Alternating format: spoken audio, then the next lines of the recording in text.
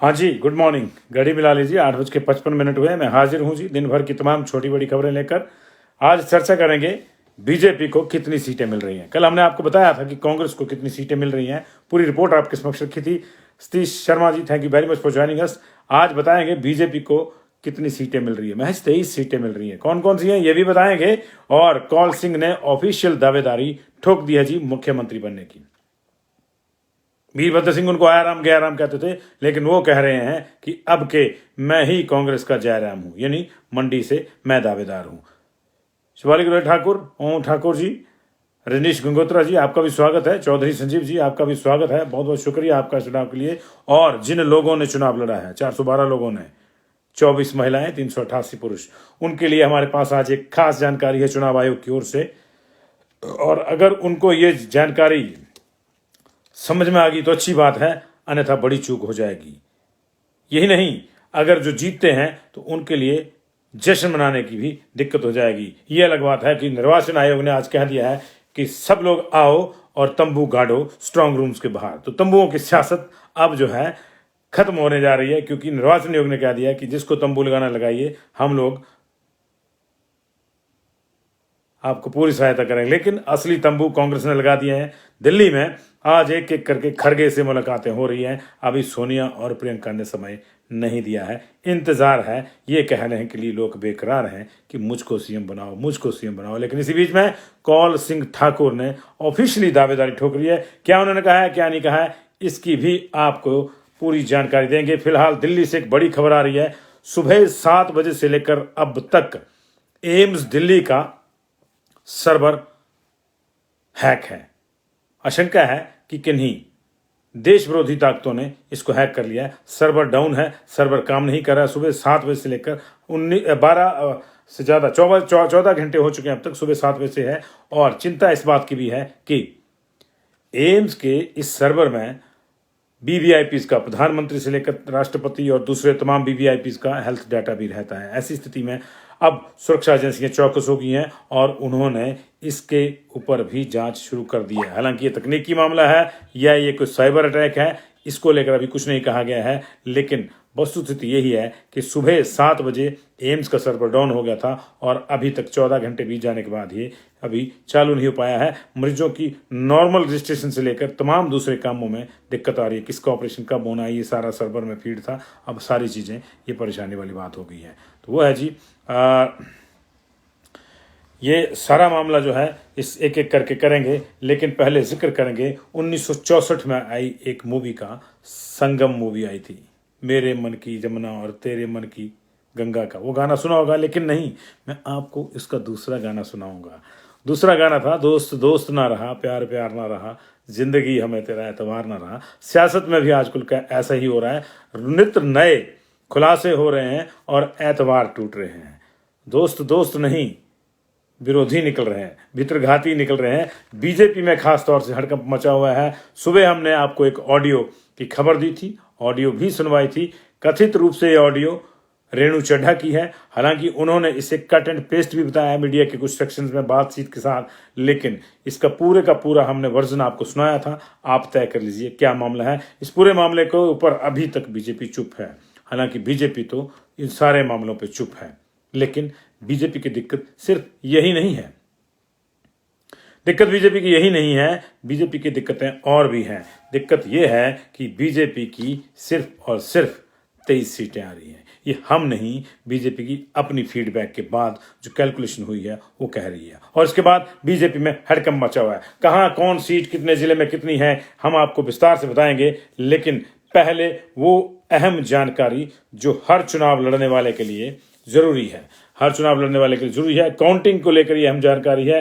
निर्वाचन आयोग ने, मुख्य निर्वाचन अधिकारी मनीष गर्ग ने ये जानकारी दी है। उन्होंने कहा है कि 8 बजे, 8 दिसंबर को 8 बजे, क्या क्या नंबर है जी, 8 बजे, 8 दिसंबर को, ठीक 8 बजे काउंटिंग शुरू हो जाएगी। शुरू में पोस्टल बैलेट्स की काउंटिंग होगी और उसके आधे घंटे बाद 8:30 बजे, चाहे पोस्टल बैलेट की काउंटिंग शुरू पूरी हुई हो या नहीं हुई हो, साथ साथ चलती रहेगी, अलग टेबल लगेगा। लेकिन ठीक 8:30 बजे ईवीएम की काउंटिंग शुरू हो जाएगी।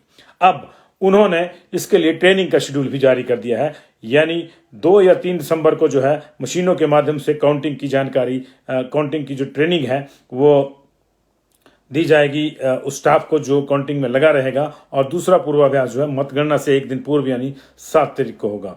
उन्होंने कहा है खास तौर से जो लोग चुनाव लड़ रहे हैं वो नोट कर लें कि 4 तारीख तक ही अपने काउंटिंग एजेंट्स जो हैं वो तय किए करने का समय है जो लोग चुनाव लड़ रहे हैं उनके लिए। और कितने होंगे कितने नहीं ये संबंधित कंस्टिट्यूंसी की जो टेबल लगेंगे काउंटिंग टेबल उस पर डिपेंड करेगा। हर टेबल पे एक काउंटिंग एजेंट आप बिठा सकते हैं।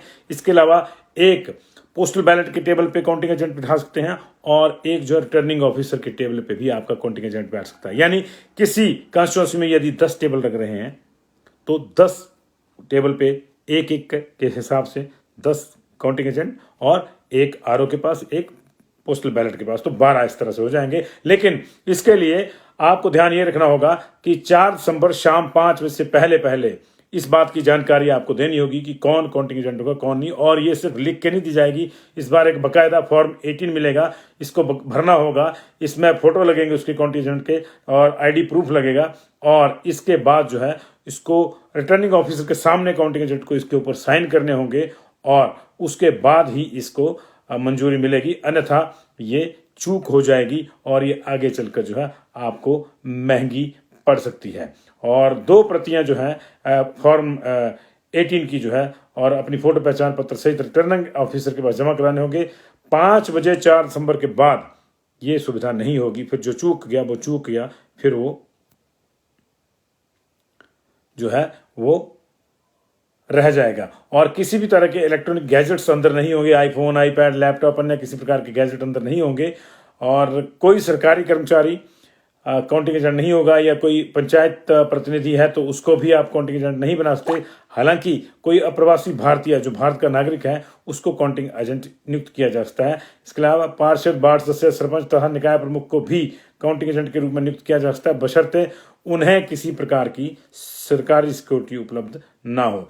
उधर स्ट्रांग रूम को लेकर भी एक बार फिर से बड़े विस्तारित रूप में जो है निर्वाचन आयोग ने, मुख्य निर्वाचन अधिकारी हिमाचल प्रदेश मनीष गर्ग ने स्पष्ट किया है कि जो लोग और भी कोई अगर आना चाहते हैं, वहां टेंटेड एकोमोडेशन में लगाना चाहते हैं तो वो लगाएं, हमें कोई आपत्ति नहीं है, आप आए, दे आर मोस्ट वेलकम। उनके व्यवस्था उनके लिए हम करेंगे, वॉशरूम इत्यादि की व्यवस्था जो है वो प्रशासन की ओर से सुनिश्चित की जाएगी, बिजली पानी उनके टेंटों में हो इसकी व्यवस्था की जाएगी। और जहां कहीं सीधे रूप से स्ट्रांग रूम के गेट पर निगरानी नहीं रखी जा सकती, वहां सीसीटीवी का लिंक भी जो है वो संबंधित दलों को जो अपना तंबू वहां लगाना चाहते हैं उनको दिया जाएगा। और यही नहीं, बीच बीच में अल्टरनेट डेज पर, जब तक ये काउंटिंग शुरू नहीं होती, काउंटिंग डेज से पहले अल्टरनेट डेज पर तमाम दलों के प्रतिनिधियों को एक तय दायरे में अंदर ले जाकर स्ट्रांग रूम का अवलोकन भी करवाया जा सकता है, ऐसी कोई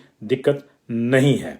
तो ये मामला जो है अभी इस तरह का है, तो आप ध्यान रखें। उधर निर्वाचन आयोग ने यह भी कहा है कि ध्यान वो लोग भी रखें जो जीत जाएंगे काउंटिंग के बाद, वो अपना विजय जुलूस निकालने से पहले ध्यान रखें कि उन पे पूरी नजर लगी है। और विजय जुलूस का तमाम खर्च जुड़ेगा चुनाव खर्च में। 40 लाख की जो है अभी मंजूरी है चुनाव खर्च की। 2017 में ये 28 लाख थी, अब इसको बढ़ा के 40 लाख कर दिया गया है। लेकिन हर चीज़ के दाम जो है वो तय कर दिए गए हैं। ऑब्जर्वर वहाँ मौके पे तैनात रहेंगे और ये देखेंगे किसके जुलूस में कितने लोग हैं, उन्होंने क्या क्या किया, कितने हार पड़े, ये सारी चीज़ें जो हैं ये स्पष्ट कर दी गई हैं। चुनाव आयोग ने बैंड ढोली बुलाने की सूरत में 1,000 रुपये प्रति व्यक्ति के हिसाब से खर्च तय किया। यानी एक ढोलक वाला तो उसको 1,000 रुपये, बैंड वाले 10 लोग हैं तो 10,000 हो गए जी। और फूल मालाओं के रेट भी 35 से लेकर 70 रुपये के, छोटी फूल माला 35 की, बड़ी है तो 70 रुपये की है। नोटों वाली तो अलग से गिन जाएगी, उसके नोट गिन जाएंगे। मिठाइयों के दाम भी जो चुनाव आयोग तय कर चुका है। तो पूरी नजर रहेगी जी, झंडे, बैनर, गाड़ी इत्यादि का खर्च जो है विजय जुलूस का, वो भी जोड़ दिया जाएगा कैंडिडेट के खर्च में और उसको सिर्फ बताया जाएगा। तो ये है जी। और आपको याद होगा सुरेश भारद्वाज बेचारे एक धाम में, मतदान के बाद एक धाम में गए थे, वहां फंस गए, 70,000 उनका खर्च बढ़ गया एक ही धाम का। 300 लोगों की धाम उनके ऊपर जो है वो पड़ गई। तो इस तरह से है। उधर अगली खबर का रुख करेंगे। कौल सिंह ने, आपको बताएंगे जी, बताएंगे, परेशान ना हो, आपको बताएंगे 23 सीटों वाला मामला पूरा बताएंगे, आप दिक्कत ना करें, कोई प्रॉब्लम नहीं, थोड़ा सा इंतजार कीजिए, इंतजार में मजा है, आपको तो 8 तारीख तक इंतजार करना है जी। हाँ, वेबकास्ट ही है, एडिशनल एसपी अभिमन्यु जी, वही बात है कि वेबकास्ट तो खैर उसका मतगणना का अगर आप कह रहे हैं तो देखना होगा कि कितना हो पाता है, कितना होता है। उन्होंने वेबकास्टिंग खुद तो करनी है, लेकिन राजनीतिक दलों के लिए जो है वो इस तरह की व्यवस्था जो उन्होंने कर दी है। लेकिन निश्चित तौर से आप क्योंकि इस तंत्र में है तो आपको ज्यादा पता है कि क्या चीजें क्या सही नहीं है। उधर दिल्ली में कांग्रेस के लोगों के तंबू ऑलरेडी लगातार बढ़ रहे हैं और आज कांग्रेस अध्यक्ष मल्लिकार्जुन खड़गे से विक्रमादित्य सिंह और उनकी माताजी और कांग्रेस अध्यक्ष प्रतिभा सिंह ने मुलाकात की। मुकेश अग्निहोत्री भी मिले हैं उनसे, बाकी नेता भी लगातार मिल रहे हैं। लेकिन इसी बीच में कौल सिंह ने अपनी ऑफिशियल दावेदारी जो है वो घोषित कर दी है। उन्होंने मीडिया से बातचीत में दिल्ली ने उन्होंने कहा है कि मेरी मंशा कुछ नहीं है, लेकिन अगर सीनियोरिटी, अनुभव, मैच्योरिटी देखी जाए तो उनके मुकाबले कोई नहीं है। कौल सिंह ने कहा है उनके मुकाबले में कोई नहीं है, टक्कर में क्यों पड़े हो चक्कर में, ये कह रहे हैं कौल सिंह मीडिया से बातों ही बातों में। उन्होंने कहा कि वह 8 बार विधायक रह चुके हैं, 2 चुनाव आ रहे हैं। इनफैक्ट 1972 के बाद अगर आप दरंग की शीट देखेंगे तो कौल सिंह ही दिखता है। बीच में 1990 में दीनानाथ शास्त्री दिखते हैं और 2017 के चुनाव में जवाहर ठाकुर दिखते हैं। लेकिन इस बार के चुनाव में जवाहर ठाकुर को भी बदल दिया बीजेपी ने और कौल सिंह जो है ना सिर्फ अपनी टिकट लेने में कामयाब रहे बल्कि अपनी बेटी को उन्होंने मंडी सदर से टिकट दिलाई है। तो कुल मिला के अब तक 8 टाइमर्स हैं, 9वीं बार वो जनादेश लेने के लिए मैदान में हैं। मैदान में तो खैर वो 11वीं बार जनादेश लेने के लिए है, लेकिन 8 बार उनको जनादेश मिल चुका है और 9वीं बार वो जीतने के लिए जो है इस बार दावेदारी उनकी ठोक रहे हैं। लेकिन दावेदारी उन्होंने चीफ मिनिस्टर की भी ठोक दी है। ये अलग बात है कि किसी जमाने में अभी उनकी ताज़ा दावेदारी नहीं है, दावेदारी उनकी भले जमाने से है। 2012 में भी उनकी दावेदारी थी और लगातार वो दावेदारी रहते हैं और उनका यही कहना है कि हम लोग जो हैं सीनियर मोस्ट हैं। और उन्होंने एक बार ये भी कहा था, मुझे अच्छी तरह से याद है, मेरे साथ बातचीत में उन्होंने कहा था कि कौन है जिसको मुख्यमंत्री बनने की इच्छा नहीं है, लेकिन उसका एक क्राइटेरिया होता है और मैं उस क्राइटेरिया को फुलफिल करता हूं। तो जाहिर है अभी वो सीनियर मोस्ट हैं कांग्रेस में इस समय। यही वजह है कि उन्होंने इस तरह की दावेदारी की। ये अलग बात है कि जब उनके और वीरभद्र सिंह के रिश्ते अच्छे नहीं थे तो वीरभद्र सिंह अक्सर उनको आया राम गया राम बोल के चिढ़ाते थे, बुलाते थे, उनको रेफरेंस उनका इस तरह से देते थे। आपकी जानकारी के लिए बता दूं कि 1977 में पहला चुनाव जनता पार्टी के टिकट पे कौल सिंह ने लड़ा था। 82 में इंडियन नेशनल कांग्रेस, उसके बाद 1985 में इंडियन नेशनल कांग्रेस, 90 में वो दीनानाथ शास्त्री से हार गए, 93 में वापसी करी, 98 में भी जीते, 2003, 2007, 2012 में जीते, 2017 में पिछला चुनाव वो हार गए थे और अभी 2022 में एक बार फिर से वो चुनाव लड़ रहे हैं। कौन बनता है कौन नहीं बनता है ये वक्त बताएगा। और मेरा ये व्यक्तिगत मुझे ये भी लग रहा है कि दोनों ही पार्टियों की ओर से मुख्यमंत्री पद के जो बहुत से दावेदार हैं उनमें से आधे पता लगे कि जनता ने वैसे ही छांट दिए। पिछली बार भी बहुत से दावेदार थे, आधे छांट दिए थे। उनमें से खुद एक कौल सिंह ठाकुर भी थे जो जनता ने छांट दिया था। इसके अलावा जीएस बाले भी मुख्यमंत्री के दावेदार थे, आज इस दुनिया में नहीं है, सज्जन आदमी थे, लेकिन वो भी चुनाव हार गए थे। इसलिए व्यक्तिगत दावेदारी अलग रहती है, लेकिन जनता ही जनार्दन है लोकतंत्र में, वही दावेदारी को सर्टिफाई करती है कौन होगा कौन नहीं होगा। अब बात करते हैं उस खबर की जिस पे आप लगातार नजर रखना चाहते, जिसको आप सुनना चाहते हैं, जिसको लेकर बड़ी चर्चा है यहाँ पे जी।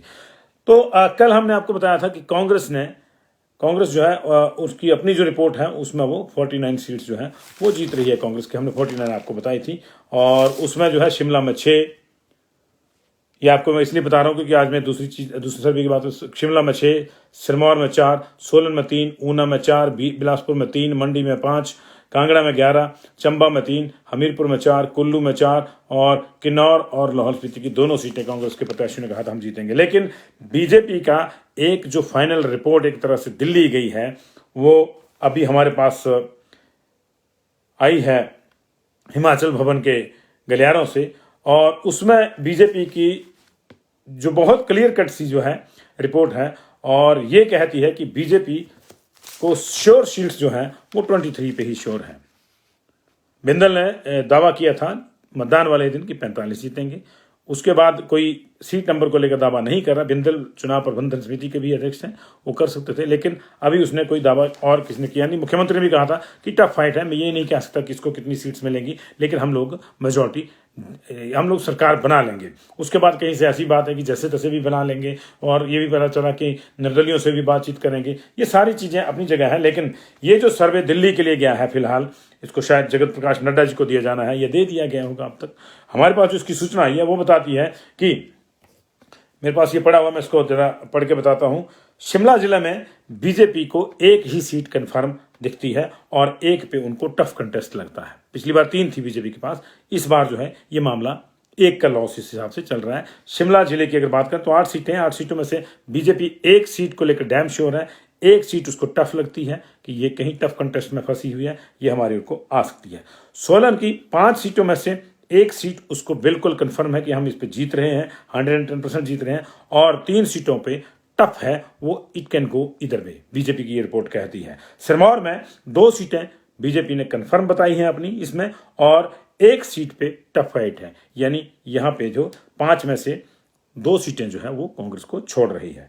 बिलासपुर में 4 सीटें हैं, 2 सीटों पे बीजेपी ने श्योर शॉट कहा है, और 2 सीटों का उसको ये भी नहीं पता है कि वो टफ फाइट है या एक तरफा है, लेकिन 2 सीटों पे श्योर शॉट है बीजेपी। हमीरपुर में 1 सीट पे बीजेपी ने अपने आप को श्योर शॉट विक्ट्री विनर घोषित किया है, और 1 सीट में वो टफ फाइट में है, ये रिपोर्ट कह रही है जो दिल्ली गई है बीजेपी की ओर से। और ऊना में 5 में से 2 सीटों पे बीजेपी बिल्कुल कॉन्फिडेंट है कि हम लोग जीत रहे हैं, और 1 पे उसको टफ फाइट लग रही है, जिसका आकलन करना मुश्किल हो रहा है कि इधर जाएगी या उधर जाएगी। और कुछ ऐसी सीटें बहुत सी ऐसी सीटें हैं। ऊना की बात होगी जी। मंडी इंपॉर्टेंट है डिस्ट्रिक्ट, 10 सीटें हैं यहाँ पे, 4 सीटें बीजेपी को डैम श्योर है, 200% श्योर है 4 सीटें। 3 सीटों पे टफ फाइट है, और उसको लगता है कि 3 सीटें उसकी ओर को आ जाएंगी। जो टफ फाइट वाली सीटें हैं वो बीजेपी इस तरह से देख रही है कि ये इट कैन गो इधर वे, लेकिन यहाँ मंडी में जो है इस तरह से 4 सीटें उसको डैम श्योर है, 3 सीटें टफ फाइट है, लेकिन 3 सीटों पे उसको फिर शायद ये भी श्योर है कि कांग्रेस ही उसको ले जाएगी। कुल्लू में 1 सीट पे बीजेपी अपने आप को बिल्कुल कॉन्फिडेंट मान के चल रही है, और 1 सीट पे उसका आकलन है कि वो टफ कंटेस्ट में है और वो सीट उसको आ सकती है। तो ये जो है कांगड़ा की अगर बात करें, सबसे बड़ा जिला है कांगड़ा, 15 सीटें वहां पे हैं, लेकिन बीजेपी की आंतरिक रिपोर्ट ये जो दिल्ली गई है वो कह रही है, जिसके बारे में हमें भी सूचना मिली है, वो कह रही है कि 5 ही सीटें श्योर शॉट हैं, इसके अलावा 3 सीटें टफ कंटेस्ट में फंसी हुई हैं, 1 वे इंडिपेंडेंट है, और बाकी बची 6 ऑटोमेटिकली वहां कांग्रेस को एज है। ऑटोमेटिकली हो गया ना फिर। तो कांगड़ा में 5 सीटें ही बीजेपी श्योर शॉट मान के चल रही है, जिसके पास 11 थी पिछली बार, 11 थी, एक इंडिपेंडेंट थे और 3 कांग्रेस के, 3 में से 1 कांग्रेस का एमएलए एंड में चला गया था। तो चंबा में 5 में से 3 सीटों पे बीजेपी डैम श्योर है कि हम लोग जीत रहे हैं, और 1 पे उसका टफ कंटेस्ट है, 1 ऑटोमेटिकली कांग्रेस के लिए बचती है। लाहौल स्पीति की सीट पे बीजेपी श्योर है, किन्नौर की सीट पे बीजेपी श्योर नहीं है, वहां उनको टफ फाइट लगता है। कुल मिला के कंफर्म सीट्स जो है बीजेपी की 23 है, 23 कंफर्म सीट्स हैं इसकी बीजेपी। कांगड़ा में 5, चंबा में 3, लाहौल स्पीति में 1, इसके अलावा शिमला में 1, सोलन में 1, सिरमौर में 2, बिलासपुर में 2, हमीरपुर में 1, ऊना में 2, मंडी में 4, कुल्लू में 1। इनको मिला के कंफर्म सीटें जो है उसकी 23 हैं, और टफ फाइट्स वाली सीटें जो है उसकी 15 हैं। दोनों को मिलाएं तो 38 बनता है, यानी 15 की 15 सीटें अगर इधर को आ गई तो बीजेपी को लगता है कि हम कंफर्टेबली 38 की मेजॉरिटी ले जाएंगे। बाकी जो होगा वो बोनस होगा। बोनस में इंडिपेंडेंट भी आएंगे, 3 या 4 जो जीत रहे हैं उनको भी बोनस मान रहे हैं। तो इस तरह से बीजेपी को लगता है कि हम लोग 38 सीट्स के आसपास आराम से ले जाएंगे, लेकिन कंफर्म सीट्स का जो उनको है वो ये है कि 23 ही कंफर्म है, और 15 पे जो है उनके लिए टफ फाइट है। लेकिन जाहिर है कि 15 पे टफ फाइट है तो वो कहीं भी जा सकती है। लेकिन इसका दूसरा पहलू भी है। दूसरा पहलू है कि मान लीजिए 23 और 15, 38 ये आपने गिन लिया, लेकिन बची कितनी? 30। तो 30 में से अगर 3 या 4 इंडिपेंडेंट भी हैं, तब भी 26 या 27 सीट जो हैं कांग्रेस के लिए छूट रही हैं, ऑटोमेटिकली छूट रही हैं। दूसरा पहलू भी है ना सिक्के का, ऑटोमेटिकली छूट रहे हैं। तो उस लिहाज से अगर देखें तो बीजेपी अपने से ज़्यादा सीटें कांग्रेस को दे रही है इस रिपोर्ट में। और इस रिपोर्ट के बाद हड़कंप मच गया है, हड़कंप मच गया है। और अभी जो ताज़ा सूचना है वो ये है कि बीजेपी ने अब नए सिरे से एक साइंटिफिक सर्वे कराने की सोची है। बीजेपी में बड़े सर्वे हुए, एक प्री टिकट सर्वे हुआ जिसने कह दिया कि सब जगह बीजेपी आ रहे हैं। उसके बाद मारामारी मची, अपने अपने बंदे सेट हुए जी टिकटों के लिए, और उसके बाद मामला बिगड़ा। उसके बाद एक पोस्ट वोटिंग सर्वे हुआ, पोस्ट टिकट सर्वे भी हुआ था, माफ कीजिएगा। उस पोस्ट टिकट सर्वे में भी आया था नहीं, चीज़ें सही हैं और ठीक जा रही हैं, लेकिन पोस्ट वोटिंग फीडबैक जो है वो परेशानी में डाल रही है अलग अलग तरह से। ऐसे में बीजेपी के जो रणनीतिकार हैं उनको लगता है कि जो उनको पन्ना प्रमुख से, बूथ पालक से, या जो उनके पोलिंग एजेंट से, वहां से जो रिपोर्ट्स आनी थी वो शायद ईमानदारी से नहीं दी जा रही हैं। इसलिए कहीं ना कहीं कोई एरर आ रहा है, एरर जिसको बोलते हैं वो आ रहा है, एरर आ रहा है। और उसी के लिए जो है अब ये जब ये देखा उन्होंने कि कॉन्फिडेंट सीटें, कंफर्म सीटें जो हैं 23 ही आ रही हैं, 15 सीटें टफ हैं, तो अब बीजेपी थोड़ी सी सतर्क हो गई है। और अब उसने तय किया है कि एक एजेंसी को ही, जिससे पहले सर्वे कराया था, उन्हीं में से किसी एक एजेंसी को दोबारा से सर्वे में लगाया जाए कि अगले 4-5 दिन में वो ये सर्वे करके बताएं, लोगों से पूछ के बताएं अब कि उन्होंने किसको वोट दिया है, और उसके आधार पर ये तय किया जाए कि बीजेपी कहाँ कितनी सीटें जीत रही है। दिलचस्प स्थिति है। इतने ज़्यादा सर्वे पार्टियों ने इससे पहले हिमाचल प्रदेश में नहीं करवाए। कुछ मीडिया संस्थान सर्वे करते रहे हैं, अभी भी आपने देखा मीडिया संस्थानों के सर्वे आ रहे थे, वो किस तरह के थे किस तरह के नहीं, उस पर टिप्पणी मुझसे ज़्यादा आपने करी है। और उन सर्वेज का क्या होगा वो भी आपके ध्यान में है, सारे सर्वे ध्यान में रहते हैं, भूलता कोई नहीं है। हालांकि ठीक है, पब्लिक की मेमोरी शॉर्ट लिव्ड होती है, लेकिन इतनी भी नहीं होती है कि ओपिनियन पोल और एग्जिट पोल उसको भूल जाए, क्योंकि ज़्यादा समय नहीं रहता बीच में, ये 30-35 दिन का समय रहता है। और 12 को पड़े हैं तो 8 को हैं, तो ये तो 1 महीने से भी कम का समय है। तो ये है जी मामला। नहीं सर, मैं आपको ये नहीं बता पाऊंगा, कंस्टिट्यूंसी वाइज नहीं बता पाऊंगा। लिस्ट मेरे पास पूरी है बीजेपी की जो गई है, और जो अभी हाईकमान को जानी है या जा चुकी होगी, वहाँ में हो सकता दे दी हो उनको हाईकमान को। लेकिन इतना जरूर है कि मैं जिला बार आपको इसको बता रहा हूँ। और इसको दूसरा इसका पहलू भी मैंने आपको बता दिया कि 23 वो अपने आप को कन्फर्म मांग रहे हैं, तो 26 से 27 अगर 3-4 उनके मुताबिक जो इंडिपेंडेंट आ रहे हैं उनको भी छोड़ दिया जाए, निकाल दिया जाए, तो 26 से 27 तो कांग्रेस के भी कन्फर्म मान रहे हैं। दिलचस्प स्थितियाँ हैं, यही लोकतंत्र है। आप जितना मर्जी हिसाब किताब लगा लीजिए, जब ईवीएम से नतीजे निकलने लगेंगे तभी पता चलेगा कि कौन जीता है कौन हारा है, और तभी पता चलेगा कि चीफ मिनिस्टर की रेस में कितने लोग अब बचे हैं कितने लोग नहीं बचे हैं। क्योंकि दिलचस्प चुनाव होते हैं। पिछली बारी का चुनाव याद है, डेजिग्नेटेड चीफ मिनिस्टर हार गए थे 1919 वोटों से, 1919 वोटों से हार गए थे, जबकि बीजेपी आ गई थी, लेकिन उसका चीफ मिनिस्टर का चेहरा हार गया था। इसलिए जनता ने क्या कर रखा है, ये अभी ईवीएम में बंद है। 8 तारीख को निकलेगा, इसका पता 8 को ही लगेगा। फिलहाल जो पता चल रहा है वो ये, जो बाहर आ रहा है वो ये आ रहा है कि कभी किसी की ऑडियो आ जाती है, कभी किसी की ऑडियो आ जाती है। इसलिए मैंने वो गाना कोट किया आपको, 1964 की संगम फिल्म का, दोस्त दोस्त ना रहा, प्यार प्यार ना रहा, जिंदगी हमें तेरा एतबार ना रहा। तो किस पे एतबार करें किसके नहीं, ये अलग बात है। लेकिन ये जो सारी समीक्षाएं हो रही है ना पार्टियों की, अब पार्टी कोई मर्जी जीते, लेकिन आप लोग जो मतदाता हैं वो जीत चुके हैं। ये आपकी जीत पहले ही हो गई है, आपकी जीत पहले ही हो गई है। और यही जो है इसकी खूबसूरती है लोकतंत्र की। तो ये बीजेपी का मामला था।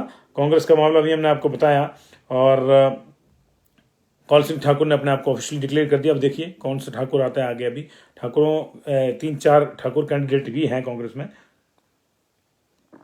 बीजेपी की ओर से अभी ऐसा कोई दावा की जरूरत नहीं है, क्योंकि मुख्यमंत्री का जो जयराम ठाकुर जो वही चुनाव का चेहरा थे बीजेपी का, और अभी जो है आगे आएगा नरदेव ठाकुर, ओम प्रकाश जी, आप सब लोगों के तमाम जो कमेंट्स मैं पढ़ रहा हूँ जी।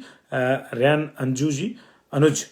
अनुज और राकेश ठाकुर जी, नवदीप ठाकुर जी, ये सारी चीज़ें मैं पढ़ रहा हूँ। लेकिन मैं आपके कमेंट्स की कदर करता हूँ, इन पर मैं टिप्पणी नहीं कर पाऊंगा। मैं वही बता रहा हूँ आपको जो जो मेरे पास सूचनाएं आती हैं, और ये हमारे पास ऑथेंटिक सूचना है।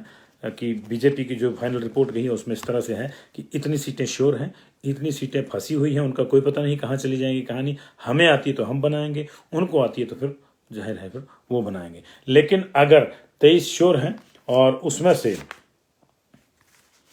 15 टफ हैं तो जाहिर है कि दूसरी तरफ को 30 तो वैसे ही छूटती हैं, और अगर इन 15 में से फिर दूसरी तरफ को 5 भी छूट गई तो उनकी बन जाएगी, नहीं छूटी तो उनकी बन जाएगी।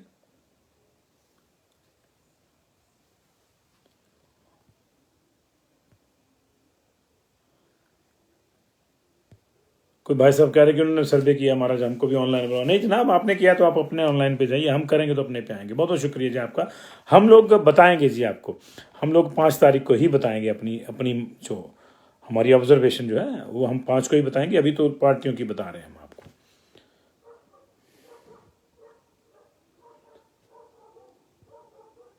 साल्ती अग्नोत्री मैंने बताया ना 5 को।